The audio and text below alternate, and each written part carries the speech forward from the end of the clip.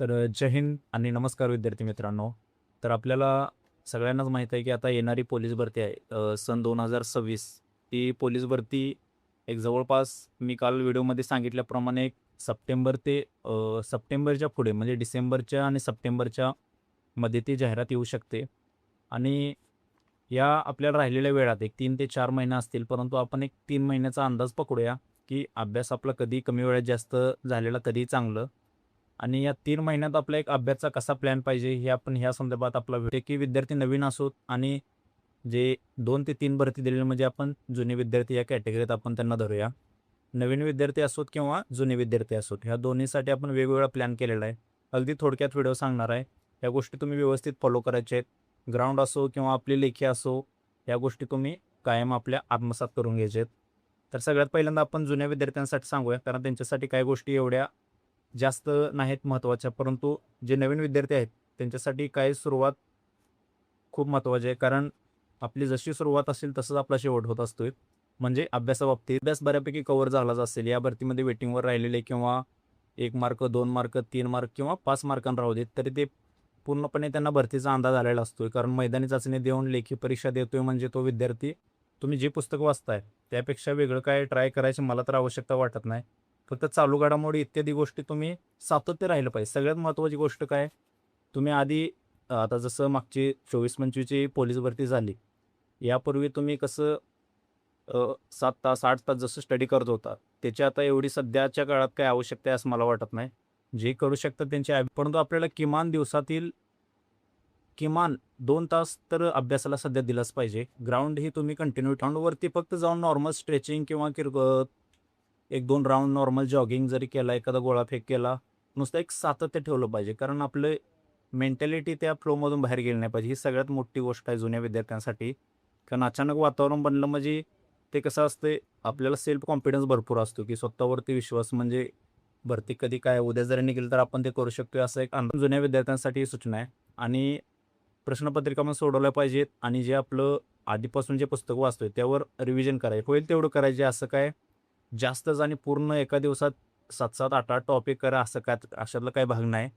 परंतु एक नॉर्मल फ्लोमध्ये राहिलं पाहिजे. आपण जिथं क्लासला टेस्ट अटेंड करतोय त्या टेस्ट तर वीकली टेस्ट आपण तर आता आपण बघूया नवीन विद्यार्थ्यांसाठी. आपण एक टोटली प्लॅन बनवलेला आहे.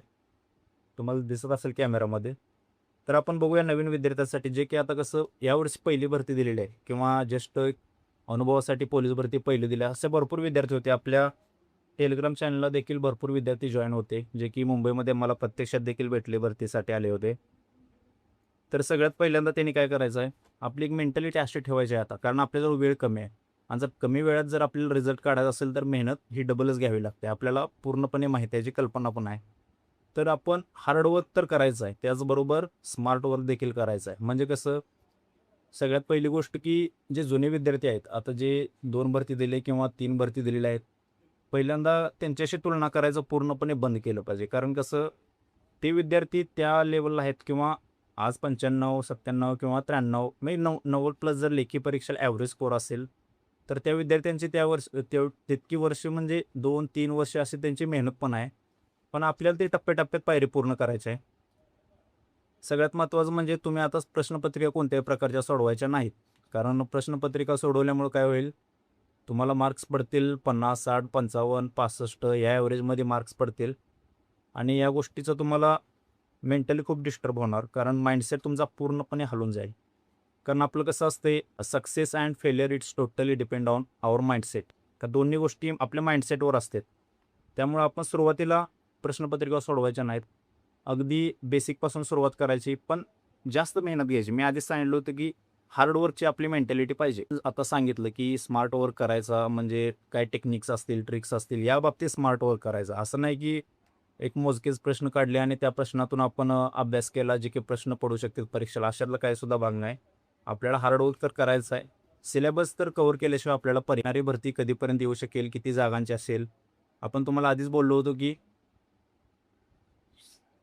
तुम्हाला आपण आधीच सांगितलं होतं की येणारी भरती ही ऑक्टोबर-नोव्हेंबरच्या तर अलीकडे होण्याचे चान्सेस खूप कमी आहेत. कारण वातावरण बनल्यानंतर पण 2-3 महिने जातात. जसं की आता भरतींचं म्हणजे पहिल्यांदा गृह खात्याकडून मंजुरी लागते, नंतर वित्त खात्याकडून मंजुरी, त्याचबरोबर जिल्ह्यांच्या जागा निश्चित आहे अजून.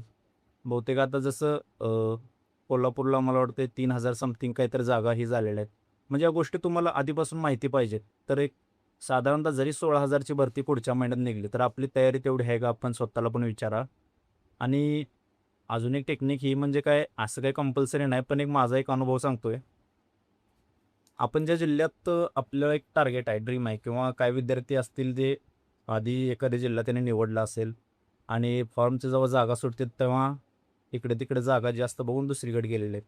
तर ही गोष्ट एक माझ्या माहितीप्रमाणे किंवा माझा एक व्यक्तिगत अंदाज, की ह्या गोष्टी नसल्या पाहिजेत. आपण आपला जिल्हा किंवा काय असेल तर त्याआधीच एक आपला टार्गेटेड जिल्हा ठेवा तुम्ही. तर त्यानुसार जिल्ह्याविषयीचे प्रश्न किंवा तिथं कसे प्रश्न पडत आलेले आहेत, ह्या गोष्टींचा अगदी मायक्रो एनालिसिस करायचा आहे. आणि बाकी आपण काय प्रत्येक टॉपिकवर आपला व्हिडिओ हा येतच राहणार. एक थोडकी माहिती आहे, आता सध्या वेळ आहे, तुम्हाला अभ्यास करू शकताय. चांगला अभ्यास करा आणि प्रत्येक गोष्ट अशी की आपण हार्ड वर्क केल्याशिवाय आपल्याला काहीच भेटत नाही, हे सगळ्यांना माहीत आहे.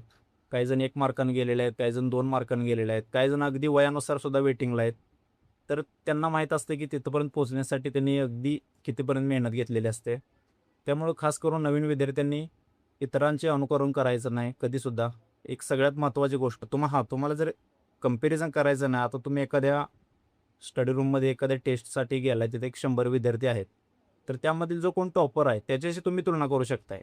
पण ती पण आपली चांगला एक अभ्यास व्हायला लागल्यानंतर आपण एक बऱ्यापैकी एक मीडियम दर्जाचा जरी आपला अभ्यास झाला, तरी तुम्ही तुलना करू शकता. परंतु सुरुवातीला ह्या गोष्टी करणं म्हणजे एकदम डेंजर झोन आहे तो. तर त्या नादाला काही लागू नका.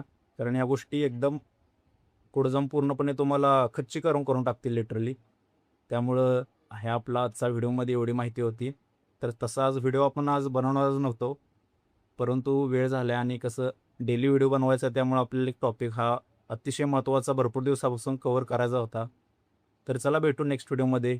तर तुमचे काय अजूनही प्रश्न असतील तर कधी कमेंटमध्ये विचारू शकताय. तोपर्यंत जय हिंद.